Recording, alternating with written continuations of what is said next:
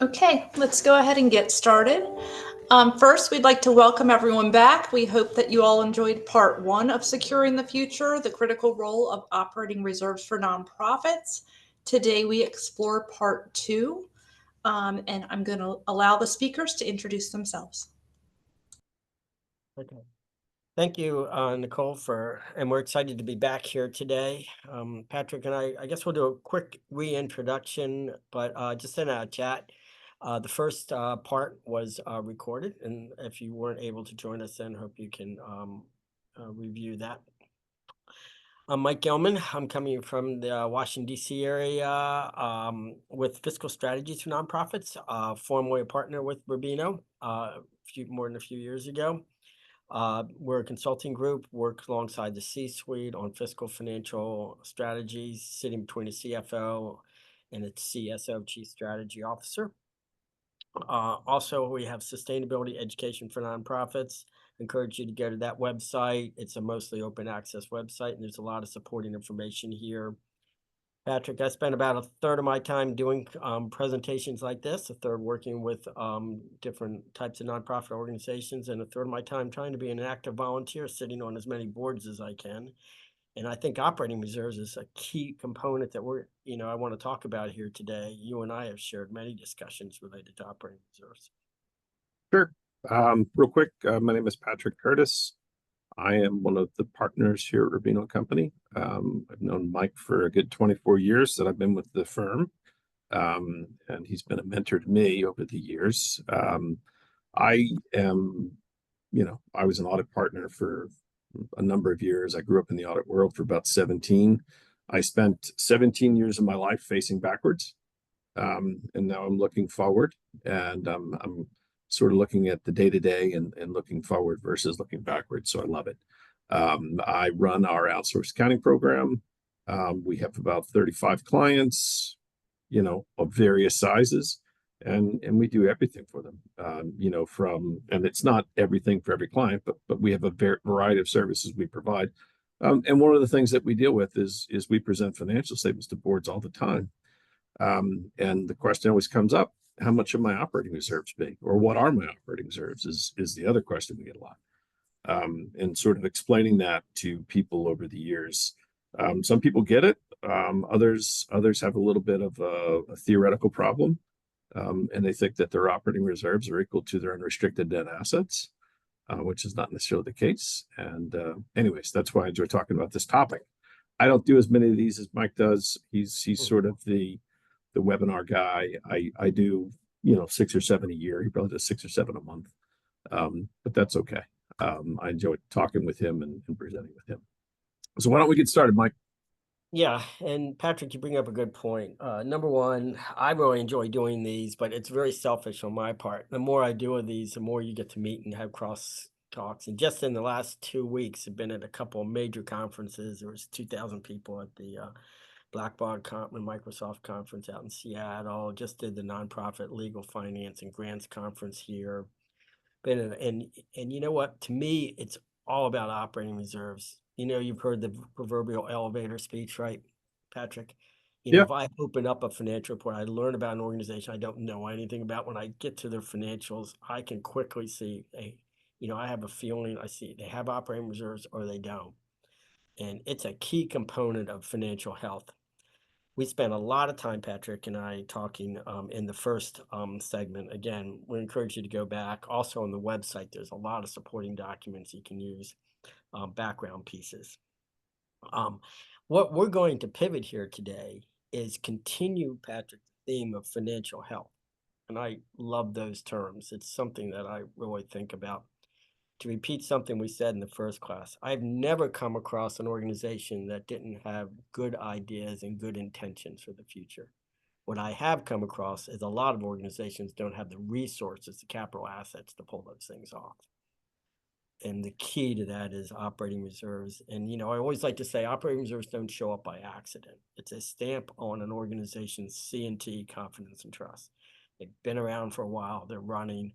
It's hard work to build up these operating reserves. It shows good management. It shows that their programs and mission and everything must be clicking, or people wouldn't be supporting them.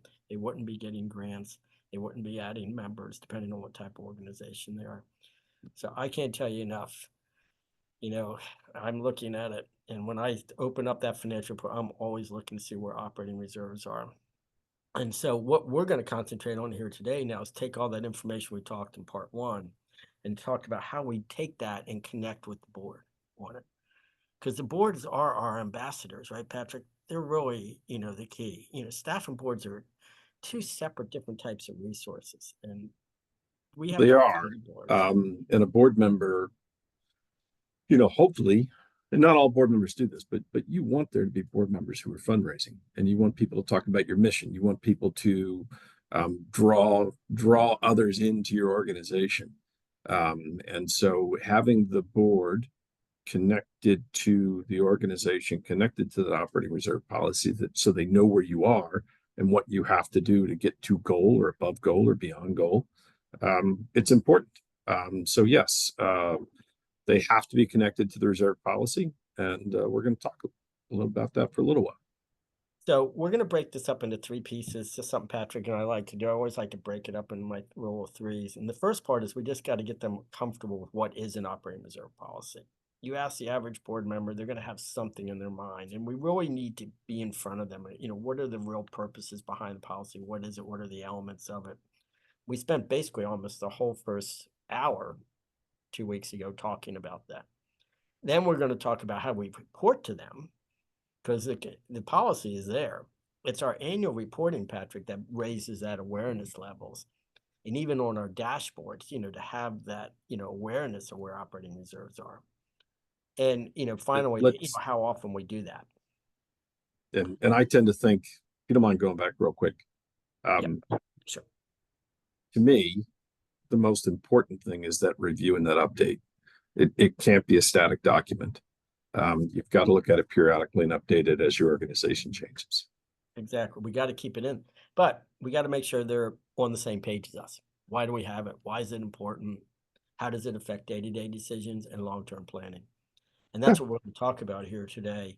And I think when it comes to this, Patrick, you'll notice that these are all sort of feel good, not technical terms on this. It's an opportunity to talk about the organization through an operating reserve policy, an educational opportunity. Here's a policy, and why do we have it? When it comes to nonprofits, Patrick, I always like to say, you don't want to over-policies an organization, but certain key policies, like an operating reserve policy, an investment policy, cash management policies, if you don't have them, Patrick, what is the default? The default is public opinion, personal opinion. You have 12 board members, you're going to have 12 different opinions. And it's a place to sort of bring that all together. And it's more than the 12 board members. It's the organization, it's constituents, it's the general public. And to get that, and we're going to break down the pieces again real quick. But I think the educational opportunity of going through that and the policy is huge.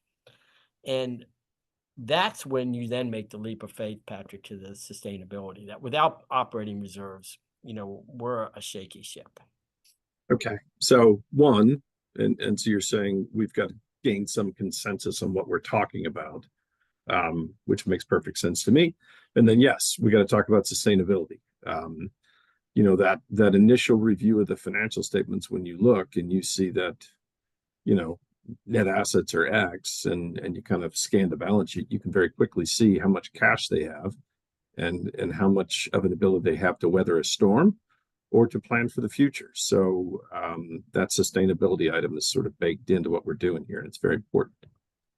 So Patrick, if you take the top 2 bullet points and you do a good job there, the bottom 2 outline points there will be automatic. Really? Then we're going to get buy-in. They're going to understand what we're talking about. What I call we're all rowing in the same direction. Because once they understand that, then we'll have the board buy-in, and they can participate in, updating the operating reserve policy, and then, like you said, the monitoring. And that culture of adding to and building the operating reserves can be a little bit difficult. And I'll say that especially in like a social services organization that tends to want to provide benefits to those in need. You know, a lot of times board members feel like they shouldn't be adding to a reserve. They should instead be trying to provide as much in the way of services as they can. And So before we go on, I sort of disagree with you, Patrick, and I'd okay. love to because it makes my day. Go for it. One, I do agree it is difficult. Yeah. But what makes it even more difficult is there will be no buy-in if you're unaware. And Okay. they have to be aware of why it's important. The other thing is there's this formula, Patrick, to get serious for a second, that we can't balance. And I know as an accountant, this will drive you crazy, but there's a formula. And the formula is this: the need will always be greater than the resources. There isn't enough Yes. money on the planet to fix poverty, education, whatever we're working on. And so what I like to remind boards, and even especially for social welfare organizations, there's another person we can serve.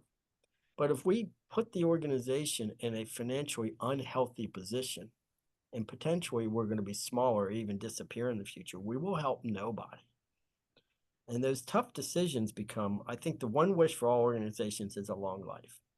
And most of the time, long life, this sits alongside having operating reserves. If your operating reserve well capitalized nonprofit, you will be around for a long time. If you're around for a long time, you help more people. If you disappear, you will help nobody. And so this is where that difficult decision comes in, that we have to put away a few dollars, which means we're not spending them. And that brings us to the operating reserve policy again, like we spent last week. And Patrick and I thought we'd better do a quick review here before we go on. Sure. Because I think walking these board members through these 4 components of the operating reserve policy will help to get that buy-in, to help them make those difficult decisions that we need to put away a few dollars at the end. And you'll see this on part 3 there. But Patrick, I'm more the number one. Why do we build operating reserves in terms of our mission programs, as we discussed in the first part? And understand that, it's important for us to be able to have funds in place in case there's a disruption, or as you'll see later on, if we want to plan for growth in the future. Yeah. And then I figure out Patrick goes into your, as on a compliance side, what do those mission in terms, we stated in terms of a budget size. Yeah. Well, do you mind if I share a quick story? Sure. And this is part success, part failure, because everybody learns from failure much more than your success. So when one of the boards I was on was once again that sort of social services organization, and they ran a number of programs, one of which was federally funded and was very large, and it would be hard to sustain that program should that funding source be lost. And we were sort of planning around those possibilities. Not that it happened, thank God, but we planned around it. And then they had some other functions. They had administrative function, and they ran a food bank. And the organization, in building our reserve, we determined that we would like to obtain or sort of achieve a reserve which would allow us to continue to operate that food bank in a future date. Should we lose some form of funding. So we thought that was the appropriate thing we wanted to continue. Admin, food bank, and we set a dollar figure for what that was. And so we did something right, in my opinion, is that we determined it, we defined it in terms of our mission. However, we didn't necessarily look at it as percentage of budget we used dollars, Mike. And do you know why that's, well, you know why it's an important thing. 5 years down the road, that dollar figure you use might not make any sense, right? So to me, I think that we certainly nailed it when we picked the mission, but that $750,000 that we chose to raise as an operating reserve was insufficient after about 10 years. Right. I had to go back and change it. It wasn't sort of a living, growing document, and we didn't spend as much time as we should have reviewing and amending. And that's why, not to regurgitate too much from last week, but the sections have to be flexible because, to be positive, Patrick, we expect all organizations to grow, but They will not always stay exactly the same size. So it goes from a mission that we're there to support grants for X number of months. We're there to keep 150 people in a program for 8 months. We're there to have tuition, scholarships available, whatever it is. But then that gets converted to that, percent of budget. So the budget flexes. Right. And as that budget flexes, reserve flexes. Exactly. Which is what we should have done. And we're sitting the sweet spot is somewhere between 6 months and 12 months. And remember, we don't define operating reserves as greater than 12 months. I've never have, but I have lots of organizations that have 24 months, 36 months, 48 months of operating reserves, and we're there.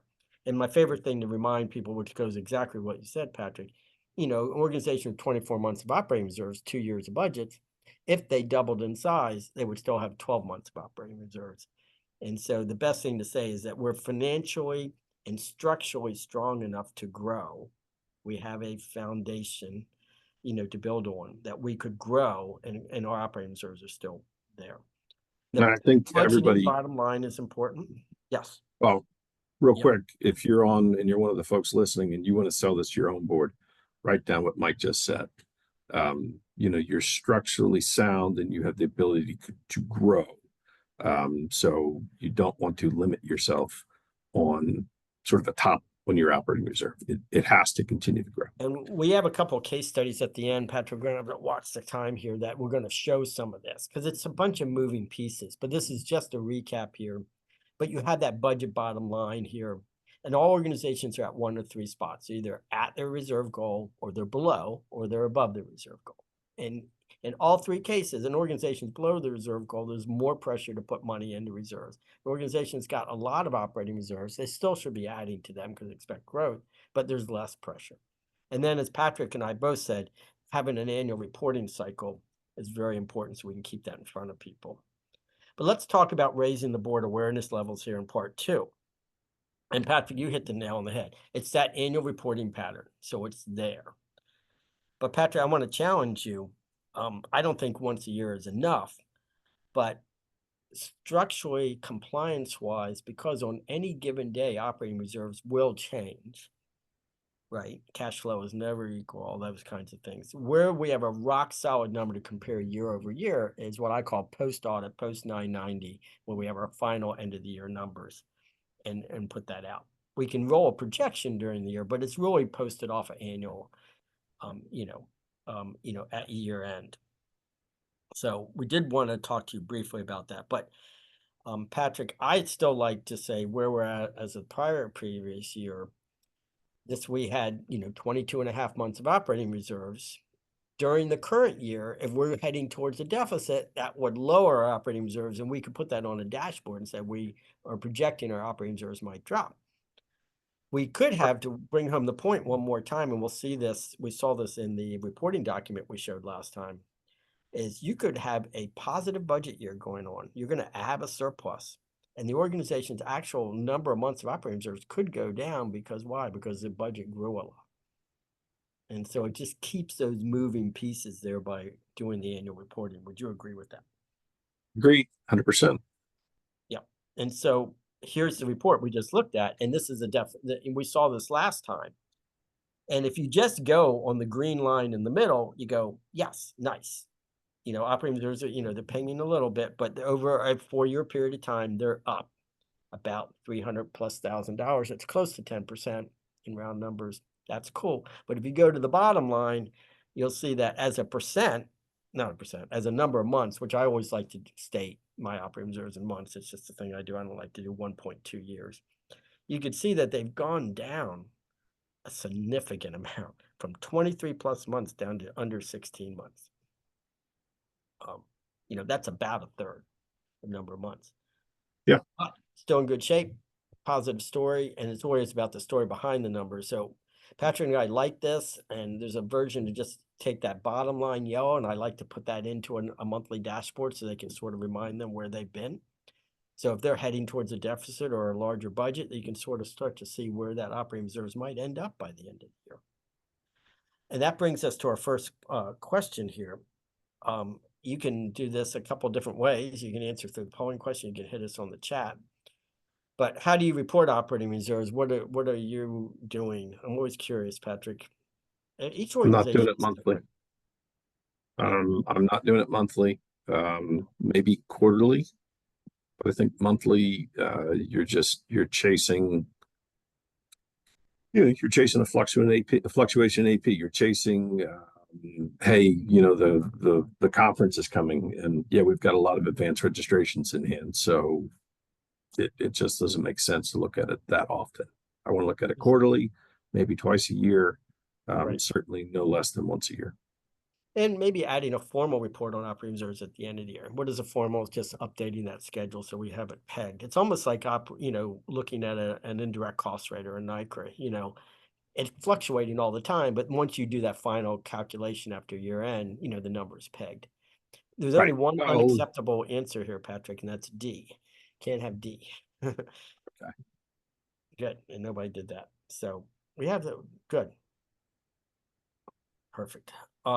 So let's watching the time, Patrick, which is always our problem. We're gonna move along to part 3, which is the reporting periods. This right here is very important, Mike. Mind if I grab this one? Yeah, go ahead. Yeah. So, a couple of things that were important that I noticed in that slide with the operating reserves. One, it indicated that your budget has gone up. We know that this organization is growing, so their operating budget is going up, and as a result, their reserves are shrinking. The other thing that's happened is they bought some fixed assets. So they invested in fixed assets, which should presumably, maybe it was building, maybe it was some sort of equipment, whatever it is, presumably it'll provide some benefit to them in the future. But that's impacting their reserves as well. So they use cash to buy something that's non-cash, and non-cash items are not part of your reserve. So you as the board have to be sort of connected to what's going on with the organizations and plan accordingly. Sort of review it. If it makes sense, let's slide it this So way, review slide it the- that way. Yep. But look at it periodically. Yeah, so we're reporting annually or more often with projections. We're reviewing the actual policy every 3 to 5 years because an operating reserve goals are not going to change that rapidly. But everything changes over time. It's almost like bylaws. Bylaws last forever, but you're hopefully not changing your bylaws every year. I mean, every year you want to go in and say, hey, mission culturally, does this operating reserve policy, still working? So the overall policy we look at every 3 to 5 years, but we're reporting on a more basis. Now, let's talk about challenging times. And let's talk about the big ugly, Patrick, and that's not your picture. The big ugly here is when you take money out of operating reserves. And here's the big ugly. Ready? People love putting money into operating reserves generally.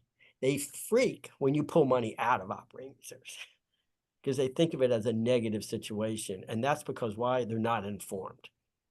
And really good operating reserve policies have spending policies that have a design because operating reserves are there to use. You don't want to use them all up at once, but they're there. They're not just the rainy day funds. So we get into this when and how much thing. And again, I think this is an educational thing with the board on the front end. So no two nonprofit organizations are alike, right? On top of that, Patrick, what's changing? You wake up in the morning, the world's changed. It's constantly changing, 90% of which we don't control.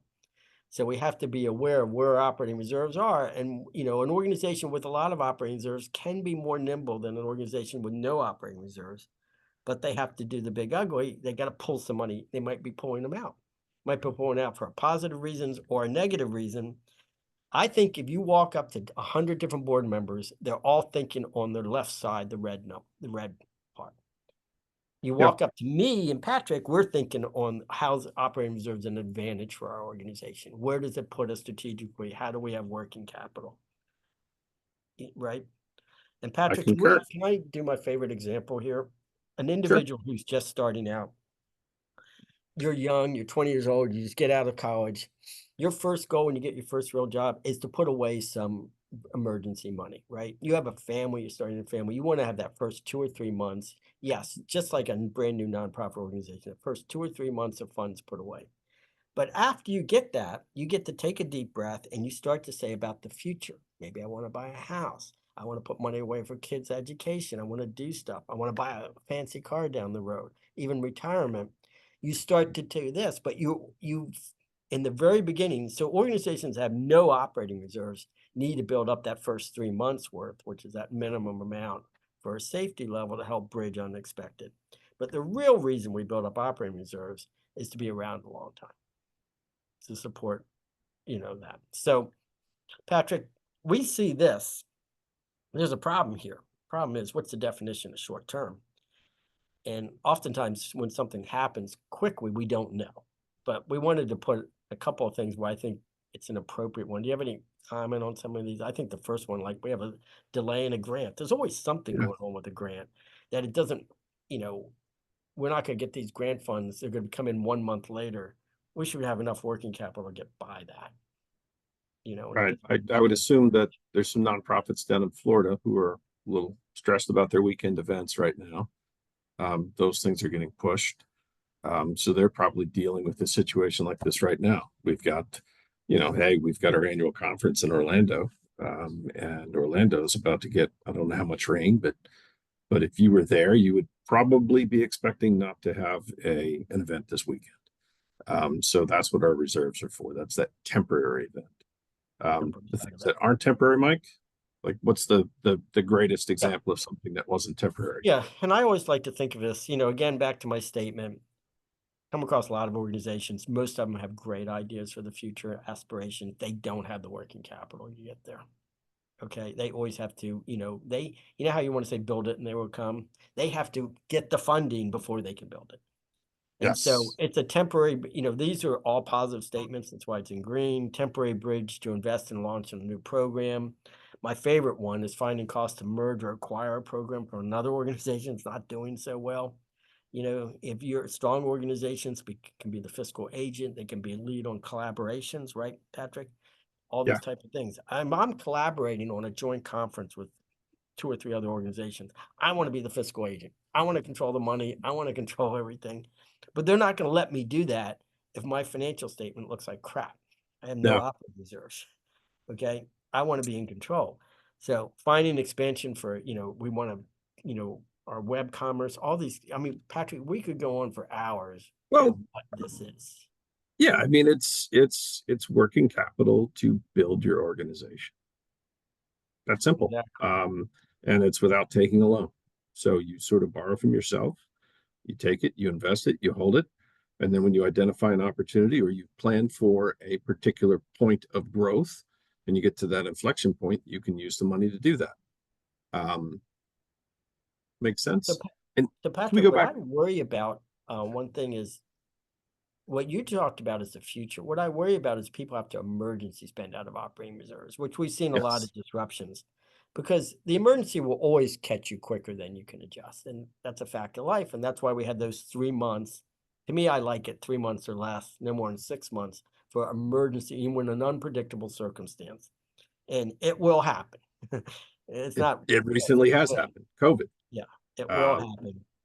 And whatever it we need was. to know, because at some point, my favorite statement here is up here. Well, we'll get back to in a minute. Is no operating reserve can permanently bridge a long-term change. Yeah. So just no operating reserve can permanently bridge a long-term change. So we need to say, even when there's a god-awful emergency, we have to be considerate. We have to plan. And we need to do the last line there, which is if we say that X number of dollars or percent of our operating reserves is in play, and we need to enforce that and not do the hope and pray method and just keep spending out operating reserves in hoping that it's going to get better. Yeah. So that The brings us coming up to point. slides are really good, to sort of show how to make this work. So excited for Let's everybody to get a do chance to another look at polling that. question here real quick. Either in your operating reserve policy, do you have any spending limits on emergency spending from operating reserves? This is not capital spending, but like something happens, an event was canceled. We're not going to have this event. That event is a big chunk on the bottom line. Do you have some limits on emergency spending? And Patrick, I think this should be part of the disaster plan that that organization is supposed to have to put in place. So let's take a That'd look be at the nice. results for this and see if anybody has any emergency spending. I don't see it in a lot of operating reserve policies. And when I've been involved with organizations, I try to get this in a spending policy from operating reserves. It's a section. So look at that. We got 50% who said no and never considered the question. So that's 100% no. And this is the low hanging fruit, Patrick, that operating reserve, if you're blessed and have an operating reserve policy, to add a spending policy we'll talk about here in a little bit to that operating reserve policy is really critical. So Patrick, we're going to go through this part a little quick because we want to make sure we have time to get to our case studies. But this metering out is something that something bad happens, you need funds, then you need to wean yourself off the reliance of that, right? It's almost like when you get a cold. You start out, you go, I'm gonna take aspirin, then I'm just gonna drink a lot of fluids, and then I'm not gonna deal without any aspirin or any, I'm eventually getting better. You know what I mean? Let me ask you a quick question. Does metering out work for just short-term changes and long-term changes? It's for the short-term unexpected change. Okay, but in the case of a long-term change where you know that something strategically is happening or is happening as well, you're going to use. It's a really good comparison because we're going to do that next. But on Okay. long-term, to avoid a go, no-go, Patrick, is this long-term investment? We're going to hit this in about 10 minutes. No, I was talking about sort of a long-term. Yeah. Thinking more long-term loss of funding. Yeah, well, then that's the point where repeat, Patrick, so important. I have to repeat this to myself all the time. Yep. No operating reserve protects you against a long-term or permanent change. Right. If we've lost a grant that we've had for 6 or 7 years, that's been a big part of ours, and we're probably not going to get that again, we have to pivot. What's the pivot? We have to adjust the budget. We have to adjust things. We have to bring ourselves back. We have to if a program a grant gets delayed 2 months, yes, that's what this is all about. So it's just so the metering out works for both situations, just understanding that metering out in one situation, it corrects itself, in the other, it doesn't. And you have fewer people at the end of the day. Yeah, well, even an unexpected change, you can get back to your new normal. A grant got delayed for 2 months and we're back there again. And it could be reverse metering out for long term where we're adding the funds back. So define the stages, set usage rounds, and oftentimes the default for me, Patrick, is to try to wean yourself off the funds, and we're going to show you here. So if you look at these are three different situations. So we have what our operating reserve is going to be available. And if you're above your reserve goal, an organization's got 24 months worth of operating reserves, they're going to make more money available for an emergency than a shorter term. For an organization that is below the reserve goal, they're going to make 10% available. Now, these percentages aren't set in stone. It's just to be able to say, hey, my goal is 12 months and I'm about at 12 months. I'm going to say, and you have these discussions internally and you put it in the opposite, that we're in an emergency, we could put about 25% or 3 months of those ready to go. But if I'm an organization that is really struggling to build operating reserves and we have an emergency, we're going to take something, but we're going to be very little. And notice how the flip side, Patrick, 40% is available if there's strong operating reserve, but they're still saving 60% of those for the future. An organization has very little operating reserves. There's very little available now because they got to save the little bit they got for the future. Because if they burn through all their operating reserves, one more hiccup, they're gone. Yeah. And that's what we have to remind people of. One more hiccup, they're gone. So we are not, sorry, Mike. So we don't advocate spending all your reserves in one. Can't do it. You got to have something there, folks. Yeah. I hate to say never, never, Patrick, because somebody will come up with one example. But every organization is different. The point is that those percents get you thinking. Can I repeat myself one place? You need to look in the mirror and say, we're about at our reserve goal, we're above or below, and then figure out, what's there for an emergency to buy us some time. And even it could be a medical emergency, Patrick. And I've seen this where the CEO got sick and we needed to bring in a temporary CEO for a while and the CEO is coming back. Those were costs in addition. You know what I mean? And how do we make that investment? But if the CEO is going to be gone for like 3 years, it's a different situation. So that's what we have. It just causes this, thought process. So to work through this, I'm going to flip through these slides real quick, Patrick, just to catch up some time. We got a round 1, 2, and 3 as you wean yourself off these funds that you needed to pull out to get you through that temporary. It's not a long-term, a temporary usage. And Patrick, there's the red herring on the bottom. Cannot afford to burn through all your operating reserves before you get to that recovery period or back to where you were. You've got to if you burn through them all before you hit the recovery period, you have essentially bankrupted yourself. So Patrick, if everybody left here today, I would be comfortable that they would walk away with one thing on emergency spending, not investing in the future, which we're going to do next, that they need to have a number in the back of their head. If an emergency happens, this is what we're going to pull out of operating reserves, or what could be pulled out, and where we're not going to go. You know, the proverbial line in the sand. And as we saw in that survey, nobody knows where the line in the sand is. So that puts me, I did this when I was working with Catholic Charities. I came up with a saying called the hope and pray method. You know, it's like, we hope it gets better. You know what I mean? But, you Very know, good. I'm a religious guy, but when it comes to finances, you got to get real. Prayer doesn't do it. You can't pray your way out of financial situations. So, you know, in this example, we determined, you know, an organization is saying a lot, you know, that we're advocating, we're saving 60% for the future. Notice how we flipped it here. That means by default, what could be available, not saying we should use it, but could, we have the line in the sand. Okay. And by looking at that, you know, it starts to, we could start to see a little bit, you know, but just having that line sand. And that poll question was not an accident. Okay. So let's take a deep breath. I think what we should do now, Patrick, is to walk through some case studies. Yep. And start to see this. And we have 6 case studies. I don't know if we'll get through them all. Patrick and I divided the case studies into 2 segments. The first set of case studies is planning around a short-term emergency.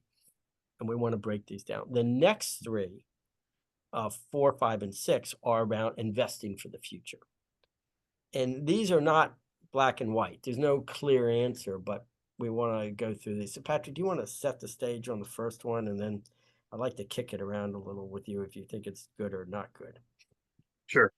So in this case, we have a membership-based nonprofit. They've got a long history. They got a budget of about $7.2 million, an operating reserve goal of 12 months. So that's about 600,000 per month. Actual operating reserves are actually 20 months. So they have $12 million in operating reserves on hand. That's fantastic, right? So they're in a pretty good space. There's a crisis where they're going to lose their annual meeting and trade show with some impact on membership dues and revenue. And I think probably the most important thing you see here is the board is highly engaged and supportive. So in this case, which is really important, Patrick, because like you said, they're working with the staff. Yeah, if you're sitting there, if your staff is out there on an island without any support from the board, exactly, they're going to be hesitant to act. And you, the board, need to authorize them to act and point them in a direction and give them guidance. Now, Patrick, back up to the top. The thing here is they're losing their annual meeting. Yeah. It doesn't say they're losing it for 1 year. So it could be coming back, but an annual meeting is done once a year. So to me, it puts it in that we need to rebalance the budget, you know, especially if that annual meeting is a big part of their bottom line. I concur. So I'm assuming this is a 1-year change and that the board is not going to that determine the event. They're going to pivot to other smaller regional conferences. It looks like they're moving towards a no more annual meeting, that their culture, their environment, their membership has changed and they're pivoting. Okay. Why don't you read those for us? Yeah. So they're pivoting here, which is to me, you know, again, each situation will have a lot of nuances to it. But it says like the annual meeting's not there for a number of reasons. Could have lost major sponsorships, could have something, could travel, you know, like people don't travel as much to conferences anymore or something. Could be all those kinds of things. But they're also, if you go to the second point, is they're probably, this organization is probably struggling because they're also looking at a long-term membership drop of 20%, which is, I always like to say in nonprofits, the skin of the onion is very thin, right, Patrick? It doesn't take a 50% drop in a membership-based organization to see problems. A 5 and 6% drop in membership can be very painful to an organization. Yes, it can. And so the approach or the metering out approach here is kind of clinical, and I like it. And it's, you know, I will say it's kind of devoid of feelings, but it has to be. And so in the first round, and these are set up in little 3-month increments, is that right? This So is, yeah, April you'll to see that. June. Exactly. Yeah. So first of all, we have 40% that we can use because that's sort of what this board elected. They're above their goal. They chose to pick out 40% of that operating reserve that they would use, and they divided it into 3 rounds. The first round, they're going to spend 60% of that 40%. Second round, 30%. Third round, 10%. And so they're making a structural change where they're moving from, it does look to be long term because they're moving from having a budget of X to a budget of Y. They're decreasing that budget over time, and you can't do it all in one day. You've got to work these things out over time. So they're essentially taking 9 months to restructure their budget to something that's more sustainable, and they're using that metering out of 60, 30, 10 to get there. They get back to a break-even budget Yeah. that will be sustainable and then start to rebuild. So And at the before end we of go on, that, Patrick, they still have 60% reserve. Actually, it'll be yeah, even more. yeah. They And, probably, and that 60% could be larger because if they shrunk the size of the budget, that 60 might be 70, and they can be in a position of comfort and strength to rebuild and yeah, try to start building the membership back up. And agreed. figure out, They're not, every organization will go through these periods where membership might, and that could be donor base is down, donor base is up, membership is down. and I think the important thing to know is they had the reserve, Mike. If they didn't have that reserve, they'd be in a lot of trouble. Right. And before we go on to the next example, let's just take a look at this real quick. Let's say that the annual meeting was only being turned off once and it's coming back next year. There you might determine what's the net bottom line on that we're losing, Yeah. and what is that? And that bottom line, if it's less than that 60%, well, maybe we can take the punch for 1 year. We use operating reserves to tie us over and we're right back. But this, again, as Patrick and I talked, is a bridge to, rethinking. I think the organization is starting to rethink, because the best part is that on the very first top outline piece where it says pivot to other smaller regional conferences, and they're starting to figure out how they can evolve. You see? I see it. Yep. So let's go to case study number 2, Patrick. And here we have a grant-based organization, but what's different here? What's different here? Well, we've got 3.6 million operating reserve goal of Exactly. 6 months. So that's another 600,000. Actual operating reserves for 5 months are 5 months or 1.5 million. The crisis impact is an unexpected loss of the largest grant next year, with gala and donations expected down. The board is mostly disengaged. So they're kind of on their own from the board right here. Yeah. And they've got to make some choices internally with maybe some guidance, but not a lot of support from the board. So the current grant funding is 0. And they expect next year a cut in grant funding down 50%. All right. So their They're biggest looking at a grant, permanent change. they Really. are. This is They a are. big change. And the board And then the disengagement donations is are the down. biggest issue. Yeah. So the board has approved, so the right at budget on their operating reserves. So the board have authorized 25% of 1.5 million, which is 375K, to be used basically over a 9-month period of time. And so they're going to shrink their organization to deal with these, basically And loss of revenue. round number 3 is the key there. That finish the repositioning for lower grant support, so they're back to an even keel. Okay. And again, even though they're slightly below the reserve goal, they have 5 months instead of 6 months. They still protected a good sized chunk of it Yep. for the future, and then and they're viable. Yeah.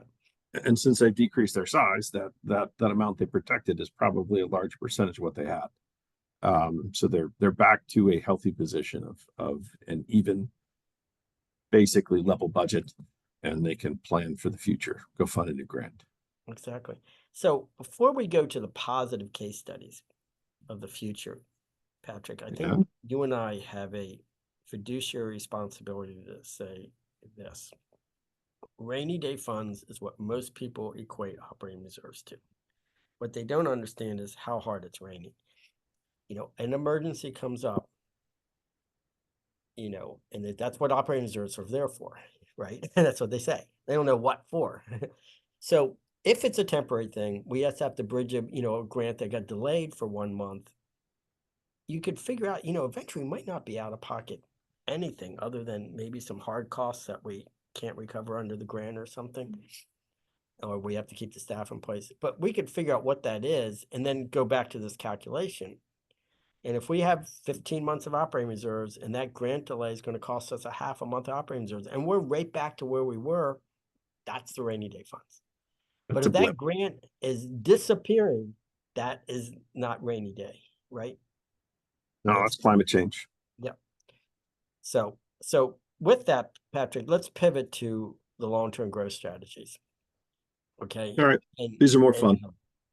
Yeah, always more positive. So let's take a look at case study number 4. Patrick, let's go a little bit slower. I love the way you sort of set the stage. Let's walk us through this case study. All right. So, and I'm going to tell you the way I would approach this, but we have an education center for students that have learning disabilities, and they acquire an existing web-based cognitive enhancement program from another nonprofit organization. The education center has a long history with a budget of $18.2 million, an operating reserve goal of 12 months. Their actual operating reserve is 28 months or $42.5 million. The acquisition costs for the program is $4.5 million, with estimated startup supporting costs of $1.5 million, and it's going to start producing surpluses during year 3.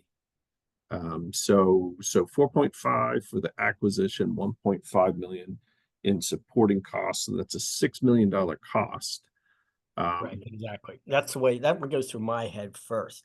But Yeah. before we get to the numbers, Patrick, this is a mission aligned, provides new critical services. It provides a new, pathway for the organization in the future. It's a new revenue stream. Yeah. This is not GAAP, Patrick, but I believe we could take this out of the Bible. If you don't evolve, you die. Organizations have got to be constantly looking to evolve in some way, shape, or form. And this is a mission. This is, to me, is a proactive evolution, and they're blessed with the operating reserves to do it. They are. Now, is it a good investment? Let's look through the numbers. Does it work for them? The answer is yes, it does. And Exactly. And so the way I would approach this is I'm going to look at it on a cash in, cash out basis, Mike. I want to know that I'm going to spend $6 million up front over a 3-year period, and then I need to gauge when I'm going to start getting that money back in.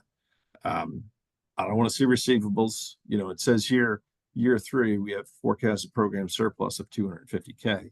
I want that to be cash. I don't want AR. If you enter into a new program, accounts receivable are wonderful, but if you're doing something new, it might be a different customer base. Your bad debts might go up. So I want to do all my projections based on cash to figure out when I'm going to recover the funds. And it looks like, and we're going to assume as we run this forward, that there's a useful life for this project of 10 plus years. Yeah, it's a long-term play. Yeah. So it's not a permanent play though. And I want to, but keep this in mind. It's not permanent because that cognitive web-based program has a useful life, and they're going to have to update or maintain it. So they'll have to make some future investment, right? And they're not planning for that here, but for right now, this is good. And I want to contrast this to the next example. But go ahead, Mike. One thing, Patrick, that's really important is not all great ideas are easy to sell. And don't forget about the board, your favorite board member, the one that you called Nervous Bob. Okay, remember Nervous Bob? Okay, you have the Nervous Bob, who's a elementary school teacher, smart guy, great guy, everything, but he's an elementary school teacher who lives on a salary of way too small. And you tell him you want to pull $6 million out to invest in a new program. He's having an upset stomach immediately. What I like to say to the Nervous Bobs is, long term, this works. We are going to be pulling out and go down here, it's not $6 million. We need 3 months of operating reserves up front to get this thing going. And it's going to take another month of operating reserves to get it to year 3 until the program's fully up and running.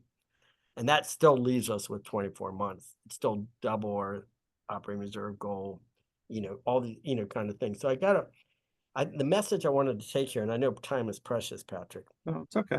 It's always not about the dollars. I think we have to remind people that 6 million is a lot of money, but they have 42.5 million in reserves. And that's why I like to go back.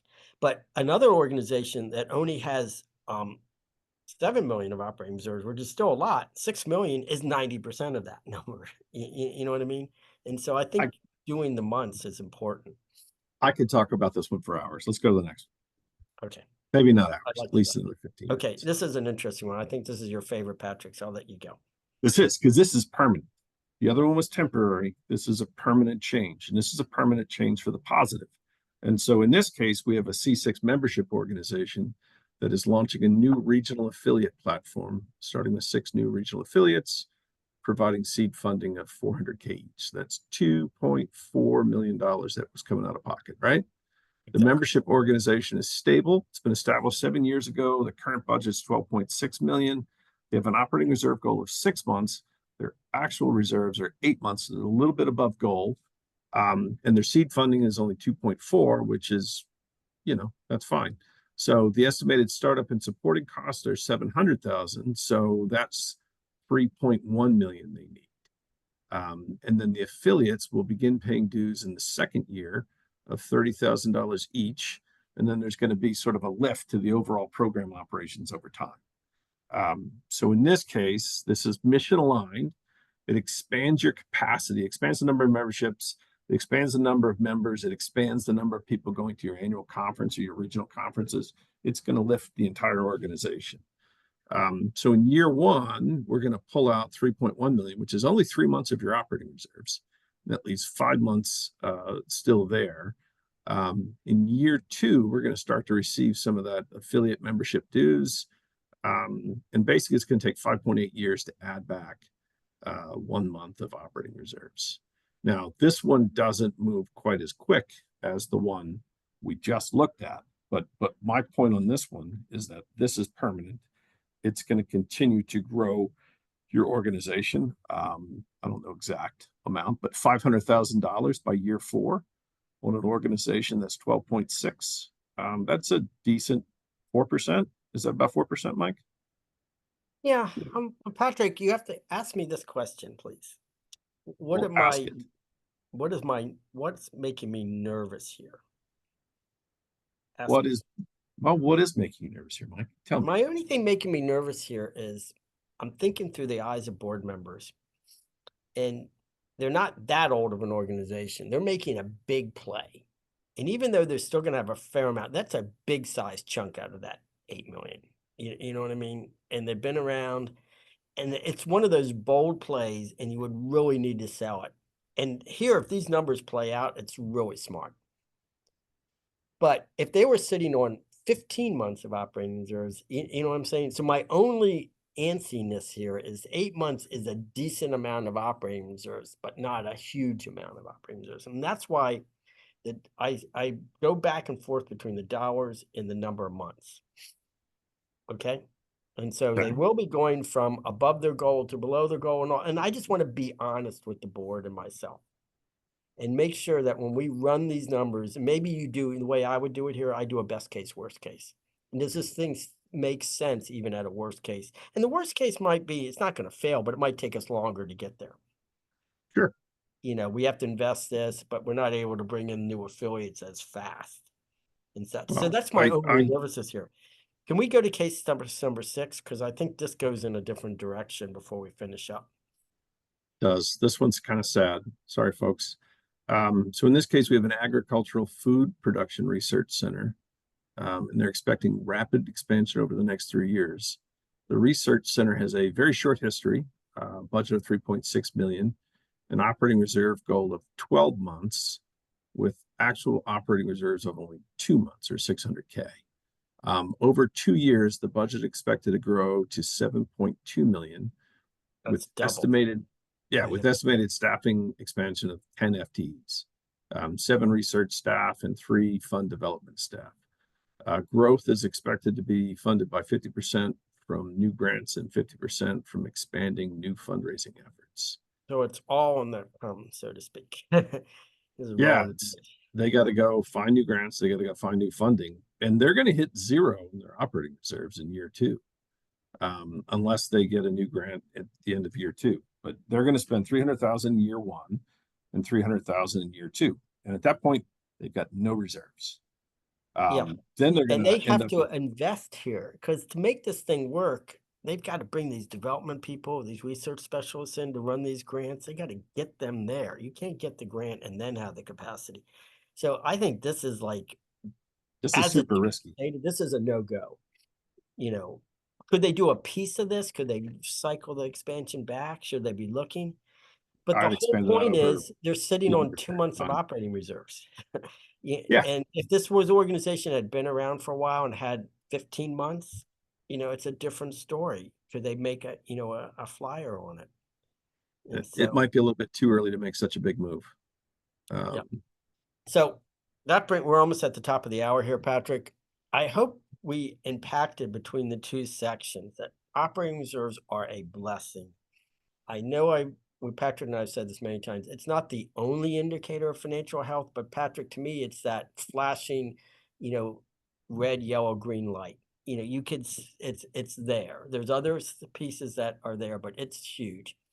And I will take an organization with operating reserves. There's a lot more we can do with it than an organization doesn't have any. And an organization doesn't have any, helping them to plan to add to operating reserves is gigantic. And I think as finance people, we need to be the megaphone for this. I agree. And as finance people, we need to be focused on growth. And that's what the reserve is going to allow us to do. It's that catalyst for future growth. So I hope everybody had a chance to learn a little bit. We do have another 2 minutes if anybody wants to ask any questions. Any questions are here. We're here to hang on. Here's how to get our emails are here. And I'll put this up real quick, Patrick. Here's a QR code to get to the site. There's a lot of pieces of on budgeting, on operating reserves in here. We post every week. It's an all volunteer effort. We put a lot of time into this. It's very good, folks. Mike is a prolific writer. There's a lot of good content there. So definitely think you should check it out. Okay, Patrick, I'll leave it. Can you see any questions? We can hang on for a little bit. I know we're just about at the top of the hour.